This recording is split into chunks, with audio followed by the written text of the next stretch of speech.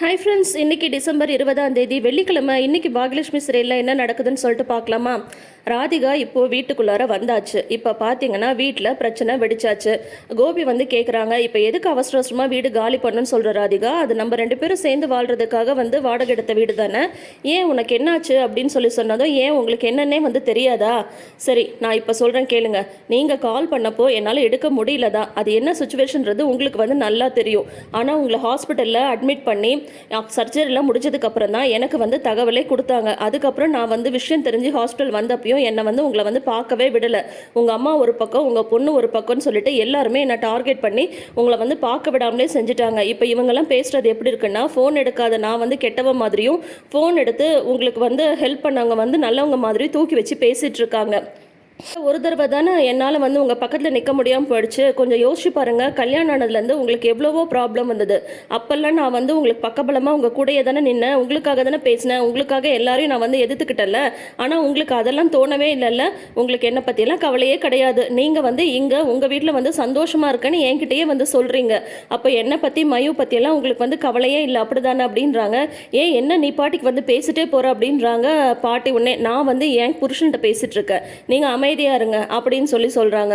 உன்னை கோபி வந்து சொல்றாங்க, என்ன ராதிகா உனக்கு இப்போ என்ன பிரச்சனை? நான் வந்து இங்கே இருக்கிறது தான் பிரச்சனையா? ஏன் என் குடும்பத்து கூட நான் கொஞ்சம் சந்தோஷமா வந்து இருக்கக்கூடாதா?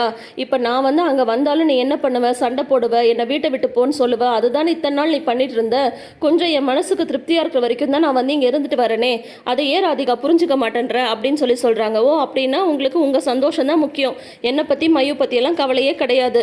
யார் வேணா என்னை வந்து அசிங்கப்படுத்தலாம், உங்க அம்மா அசிங்கப்படுத்தலாம், உங்க பொண்ணு அசிங்கப்படுத்தலாம், எல்லாரும் அசிங்கப்படுத்தலாம், அதை பற்றிலாம் உங்களுக்கு கவலையே இல்லை அப்படிதானே அப்படின்னு சொல்கிறாங்க. இதை பாரு ராதிகா அப்படின்னு அவர் சொல்ல போகிறாரு. அதுக்குள்ளார கோபிக்கு வந்து நெஞ்சு வலி வந்துடுது. மயக்கம் போட்டு விழுந்துடுறாரு. உடனே வந்து எல்லாருமே பயந்து போயிடுறாங்க. உடனே வந்து செல்வி வந்து தண்ணி கொண்டு வந்து எல்லாம் முகத்துலலாம் தெளிக்கிறாங்க. அப்புறம் கோபிக்கு வந்து லைட்டாக மயக்கம் தெளிஞ்சதும் ஹாஸ்பிட்டலுக்கு வந்து கூட்டிகிட்டு போகிறாங்க. இனியாவை வந்து வீட்டில் விட்டுட்டு பாட்டியும் செழியனும் தான் கோபியை வந்து கூட்டிகிட்டு போகிறாங்க. இனியா வந்து வீட்டில் அழுதுகிட்டே இருக்காங்க. அங்கே வந்து டாக்டர் வந்து செக் பண்ணி பார்த்துட்டு அவங்க என்ன சொல்கிறாங்கன்னா, எதனால் இந்த மாதிரி வந்து மயக்கம் வந்தது அப்படின்னதும் உடனே பாட்டி வந்து சொல்கிறாங்க, அதுக்குன்னு தான் ஒருத்தி வீட்டில் இருக்காளே ராதிகான்னு சொல்லிட்டு அவள் தான் பிரச்சனை பண்ணா அப்படின்னதும் உடனே கோபி சொல்கிறாங்க, இல்லை அது ஒரு சின்ன ஃபேமிலி இஷ்யூ அப்படின்றாங்க. இல்லை நீங்கள் இந்த மாதிரிலாம் வந்து டென்ஷன் வந்து ஆகவே கூடாது, ரொம்ப ரிலாக்ஸ்டாக இருக்கணும். ஏன்னா ரிப்போர்ட்லாம் கொஞ்சம் வந்து முன்ன பின்ன வந்து இருக்குது. இதே மாதிரி இருந்ததுன்னா அதுக்கப்புறம் பெரிய பிரச்சனையில் தான் முடியும். அதனால உங்களுக்கு பிபி ரைஸ் ஆகாமல், எதுக்கும் ஸ்ட்ரெஸ் ஆகாமல் ரொம்ப ரிலாக்ஸ்டாக வந்து இப்போ ரெஸ்ட்டு தான் ரொம்ப ரொம்ப முக்கியம். உங்களுக்கு வந்து மேஜர் சர்ஜரி வந்து பண்ணியிருக்காங்க. அப்படி இருக்கும்போது நீங்கள் எதுக்குமே ஆங்ஸைட்டி ஆகவே கூடாது அப்படின்னு சொல்லிட்டு டாக்டர் வந்து சொல்கிறாங்க. அதுக்கப்புறம் சில மெடிசன்ஸ்லாம் வந்து நான் தரேன், அதை வந்து இன்னும் ரெகுலராக எடுத்துக்கோங்க அப்படின்னு சொல்லிட்டுலாம் சொல்லிட்டு இருக்காங்க. இங்கே வீட்டில் வந்து ராதிகா பாக்யாட்ட சொல்கிறாங்க, இப்படி நடக்கும்னு நான் நினைக்கல பாக்யா, சண்டை போடணுன்ற இன்டென்ஷனோட நான் இங்கே வரல அப்படின்னு சொல்லிட்டு சொல்கிறாங்க. உடனே வந்து இனியா வந்து சொல்கிறாங்க, சும்மா பேசாதீங்க, எல்லாத்துக்கும் ரீசன் வந்து நீங்கள் தான்.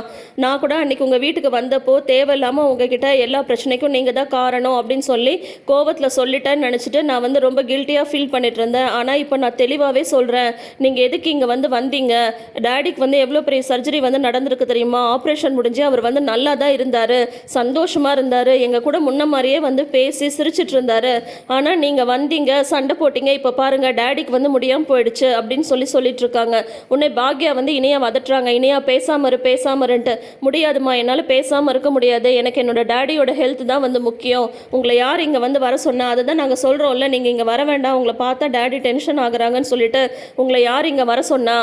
உங்களால் தான் எல்லா பிரச்சனையும் ஆரம்பிச்சது. நாங்கள் வரைக்கும் எங்கள் ஃபேமிலின்னு சந்தோஷமாக இருந்தோம். எப்போ நீங்கள் வந்து எங்கள் டேடியோட லைஃப்பில் வந்தீங்களோ அப்போ ஆரம்பித்தது பிரச்சனை. இப்போ பார்த்தீங்கன்னா எங்கள் டேடிக்கு ரொம்ப ஹெல்த் இஷ்யூ கூட வந்துடுச்சு. எங்கள் டேடியை வந்து கொல்லாமல் நீங்கள் வந்து விட மாட்டீங்களா அப்படின்னு கேட்குறாங்க.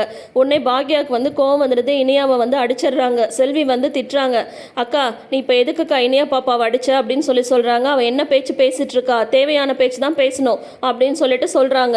உடனே வந்து அவள் பேசுகிறதுல என்னக்கா தப்பு இருக்குது? இனியா பாப்பா எல்லாமே கரெக்டாக தான் பேசுது, நீ சும்மா இருக்கா, உன்ன மாதிரியெல்லாம் யாராலும் இருக்க முடியாது அப்படின்னு சொல்லிட்டு செல்வி வந்து சொல்கிறாங்க. செல்வி சும்மா இருக்கியா இல்லையா? எதுக்கு இப்போ எல்லாரும் சேர்ந்து இவங்கள வந்து டார்கெட் பண்ணி இவங்கள வந்து திட்டிகிட்டு இருக்கீங்க? இவங்க மட்டும்தான் தப்பு பண்ணாங்களா? இப்போ எதுக்கு நடந்த எல்லா பிரச்சனைக்கும் இவங்க தான் காரணம்னு சொல்லிட்டு இருக்கீங்க அப்படின்னு சொல்லிட்டு பாக்யா சொல்கிறாங்க. அதுக்கு இனியா சொல்கிறாங்க, என்னம்மா உன் ஃப்ரெண்டுன்னு சொல்லிட்டு நீ வந்து சப்போர்ட் பண்ணுறியா? அப்படியெல்லாம் கிடையாது, டேடியோட லைஃப்பில் பிரச்சனை வந்ததுக்கு ஃபுல் அண்ட் ஃபுல் இவங்க தான் ரீசன் அப்படின்னு சொல்லிட்டு இருக்காங்க. இனியும் நீங்கள் ஏன் இங்கே நின்றுட்டுருக்கீங்க, முதல்ல கிளம்புங்க, தயவு செஞ்சு இனிமேல் நீங்கள் எங்கள் டேடியை வந்து பார்க்க வராதிங்க, எனக்கு என் டேடி வந்து முக்கியம் அப்படின்லாம் இனியா வந்து சொல்லிட்டு இருக்காங்க. சொல்லிட்டு இருக்கும்போதே வந்து பார்த்தீங்கன்னா ராதிகாவால் எந்த பதிலுமே பேச முடியல. ஏன்னா அவங்க இப்போ வந்து கொஞ்சம் பேசி ரைஸ் ஆனதுனால தான் கோபிக்கு இந்த மாதிரி மயக்கம் வந்துருச்சு அப்படின்ற மாதிரி கில்ட்டினஸ் அவங்க கிட்ட இருந்துட்டு இருக்கு. இந்த மாதிரி இனியா சண்டை போட்டுட்டு இருக்கும்போதே ஹாஸ்பிட்டல்லேருந்து அவங்கெல்லாம் வந்துடுறாங்க. கோபின்னு ராதிகா வந்து கூப்பிடுறாங்க. ஆனால் யாரும் எதுவும் பதிலே பேசுறதில்ல. கோபியை வந்து ரூமில் கூட்டிகிட்டு போய் படுக்க வச்சிடுறாங்க. இனியா, பாட்டி, செழியன் 3 பேரும். அதுக்கப்புறம் செழியன் மட்டும் வெளியில் வராரு. வந்ததுமே ராதிகா வந்து டாக்டர் என்ன சொன்னாங்க அப்படின்னு சொல்லி கேட்குறாங்க. ஆனால் செழியன் வந்து முகத்தையே பார்க்காம அவரை வந்து ஸ்ட்ரெஸ் ஆகக்கூடாது, டென்ஷன் ஆகக்கூடாதுன்னு சொல்லியிருக்காங்க. அப்படி மீறி ஆனால் அவர் உயிருக்கே ஆபத்துன்னு சொல்லியிருக்காங்க அப்படின்னு சொல்லிட்டு மட்டும் அவர் வந்து போயிடுறாரு. மறுபடியும் ராதிகா வந்து சொல்கிறாங்க, பாக்யாட்ட இப்படியெல்லாம் நடக்கும்னு நான் எதிர்பார்க்கவே இல்லை பாக்யா அப்படின்னு சொல்லிட்டு இருக்காங்க. அதுக்கப்புறம் வந்து பாட்டி வந்து கோவமாக வெளியில் வராங்க. கோவமாக வெளியில் வந்துட்டு, இன்னும் இங்கே நின்றுட்டு நீ என்ன பண்ணிட்டு இருக்க, உனக்கு எத்தனை தடவை சொன்னாலும் உனக்கு கொஞ்சம் கூட புத்தியே வராதா, நான் உன்கிட்ட ஒரு விஷயத்த சொன்னனே, அதை பற்றி நீ என்ன முடிவு எடுத்திருக்க அப்படின்றாங்க. எதை பற்றி அப்படின்னு கேட்கும்போது, எதை பற்றியா, கோபியை விவாகரத்து பண்ணுறதை பற்றி அப்படின்றாங்க. உன்னை பாக்யா வந்து கோவம் வந்துடுது. பாக்யா, அத்தை என்ன பேச்சு பேசுகிறீங்க நீங்கள் அப்படின்றாங்க. நீ பேசாமரு, இது வந்து என் பையனோட வாழ்க்கையை பற்றி நான் பேசிகிட்டு இருக்கேன். எனக்கு இந்த உலகத்திலேயே என் பையன் தான் ரொம்ப ரொம்ப முக்கியம். இப்போ அவன் உயிருக்கே ஆபத்து இவளால் வருதுங்கும் போது நான் எதுக்கு இனிமே வந்து இவளை அவன் கூட வாழ விடணும். எப்போ நீ வந்தியோ என் பையனோட வாழ்க்கையில் அப்போ ஆரம்பித்தது எல்லா பிரச்சனையும். இன்றைக்கி என்னென்னா அவன் இந்தளவு உடம்பு சரியில்லாமல் இருக்கான் அப்படின்னு தெரிஞ்சும் நீ வந்து சண்டை போட்டு அவனுக்கு இந்த மாதிரி உடம்பு சரியில்லாமல் வந்து பண்ணிட்ட. டாக்டர் வந்து என்ன சொன்னாங்கன்னு தெரியுமா உனக்கு? அவனுக்கு வந்து எந்த விதத்துலையும் அவன் டென்ஷனே ஆகக்கூடாது, மீறி ஆனால் உயிருக்கே ஆபத்துன்னு சொல்லியிருக்காங்க. எல்லாத்துக்கும் காரணம் நீ தான். தயவு செஞ்சு எங்கேயாவது போயிடு, என் பையனோட முகத்தில் வந்து முழிக்காது அப்படின்னு சொல்லிட்டு பாட்டி திட்டிட்டு இருக்காங்க. உடனே பாக்யா வந்து சப்போர்ட் பண்ணுறாங்க. அத்தை, நீங்கள் இந்த மாதிரி பேசுறதெல்லாம் ரொம்ப ரொம்ப தப்பு. நீங்கள் இவ்வளோ தூரம் அவமானப்படுத்தி அவங்க திரும்ப இங்கே வராங்கன்னா எதுக்கு வராங்க? கோபி மேலே அவங்க வச்சிருக்கிற அன்புனால தானே அப்படின்றாங்க. ஆமாம், அன்பு. அந்த அன்பு செஞ்ச வேலை தான் என்னன்னு சொல்லிட்டு இப்போ நீ பார்த்தல்ல, வந்தா இப்போ அவனுக்கு வந்து உடம்பு முடியாமல் போயிடுச்சு. இதுக்கு தான் வந்து மேலே அவன் வந்து இங்கே வந்துட்டு இருக்காளா? நீ இப்போ கிளம்புறியா இல்லையா? இன்னொரு பக்கம் நீ வந்து இந்த பக்கம் காலடி எடுத்து வச்சு அப்புறம் நடக்கிறதே வேற அப்படின்றது சொல்லிடுறாங்க பாட்டி. உடனே ராதிகா வந்து எதுவுமே பதில் பேசாமல் அங்கேருந்து கிளம்பிடுறாங்க. அத்தை, நீங்கள் பண்ணுறது ரொம்ப ரொம்ப தப்பு அப்படின்றாங்க. பாக்யாவுக்கு மாற்றி இந்த ஒரு டைலாக் தான், நீங்கள் பண்ணுறது தப்பு, இனியா நீ பண்ணுறது தப்பு, நீ பேசுகிறது தப்பு, இதையே தான் திரும்ப டைலாக்காக கொடுத்துட்ருக்காங்க.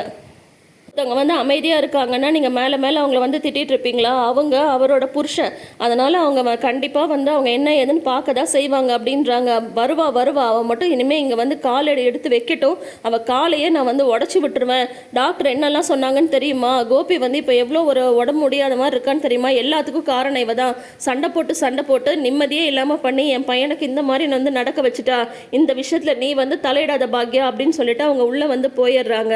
உன்னை வந்து இந்த நாடகத்தில் இன்னும் எத்தனை நாள் நான் பார்த்துட்டு இருக்கிறது தெரியல அப்படின்றாங்க பாக்யா. அப்போ செல்வி வந்து சொல்கிறாங்க, ஏக்கா அவங்க சொன்ன பேச்சை கேட்டுட்டு இருக்கும்போதே உன்னையே வந்து உங்கள் மாமியா வச்சு செய்யும். இப்போ தொக்கா ராதிகா மாட்டிருக்கு, விடவா செய்வாங்க? அவங்க பையனுக்காக அம்மா என்ன வேணால் பேசுவாங்க.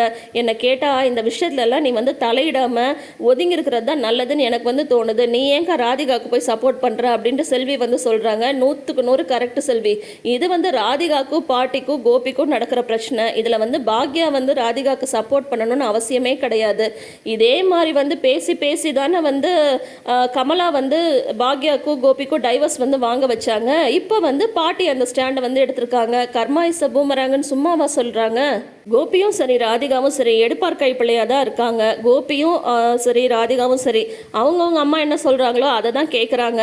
ஸோ அதனால் இப்போ கோபி வந்து அவங்க அம்மா சொல்கிறத வந்து கேட்குறாங்க. ராதிகா அவங்க அம்மா சொன்னதை கேட்டாங்க இல்லையா? அதே மாதிரி தான் பாக்யா அவங்கள வந்து சரியாக பார்த்துக்கிறதே இல்லை. என்னோட குடும்பத்தில் யாருமே என் மேலே அன்பாக இல்லை, நான் தனியாக இருக்கேன் அப்படி இப்படின்னு கோபி வந்து ட்ராமா போட்டதை நம்பி தான் ராதிகா வந்து கோபியை கல்யாணம் பண்ணிக்கிட்டாங்க. அட்லீஸ்ட் பாக்யா தான் இவங்களோட ஃபேமிலின்றது தெரிஞ்சதுக்கு அப்புறமாவது நம்ம ஃப்ரெண்ட் அந்த மாதிரிலாம் கிடையாதே, அன்பாக தானே இருப்பாங்க, கோபி தானே வந்து பொய் சொல்கிறாருன்றதை தெரிஞ்சிருக்கணும் ராதிகாவுக்கு.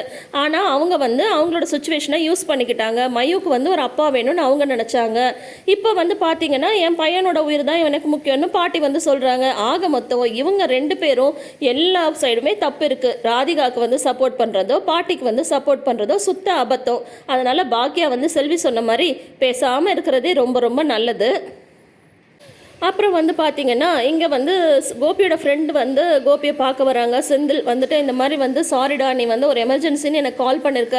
ஆனா எடுக்க முடியாத சிச்சுவேஷன்ல நான் வந்து இருந்துட்டேன்" அப்படின்னு சொல்றாரு. உடனே வந்து பார்த்தீங்கன்னா, கோபி வந்து "எனக்கு புரியும்டா. எனக்கு ஏதாவது ஒரு பிரச்சனைனா முதல்ல நீ தானே வந்து நிப்ப. நிஜமாவே உன்னால வர முடியாத சிச்சுவேஷன் தானே. அதனால நான் அத புரிஞ்சுக்கிறேன்" அப்படின்றாங்க. "ஆனா நீ எப்புட்றா பாக்யாக்கு ஃபோன் பண்ண? பாக்யா எப்புட்றா வந்தாங்க?" அப்படின்னு சொன்னதும், "சொல்லப்போனா நம்பிக்கையே இல்லாம தான்டா நான் வந்து பாக்யாக்கு வந்து கால் பண்ணேன். ஆனால் என்னோட ஃபோன் வந்து போனதுமே அவள் வந்து என் உயிரையே காப்பாற்றிட்டாடா.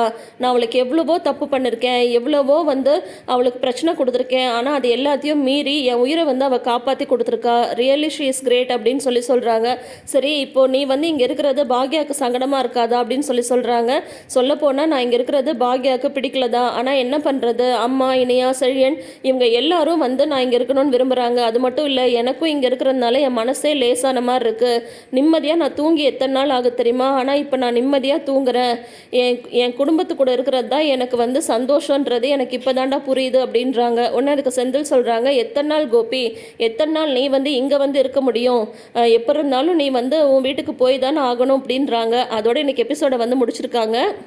ஸோ இனி அடுத்தது என்ன நடக்க போகுதுன்றதை வெயிட் பண்ணி பார்ப்போம். தொடர்ந்து அப்டேட்ஸ்க்கு நம்ம சேனலை சப்ஸ்கிரைப் பண்ணிக்கோங்க. நோட்டிஃபிகேஷன் பெல் ஐக்கானில் ஆல் சிம்பிள் கிளிக் பண்ணிக்கோங்க. தேங்க்யூ.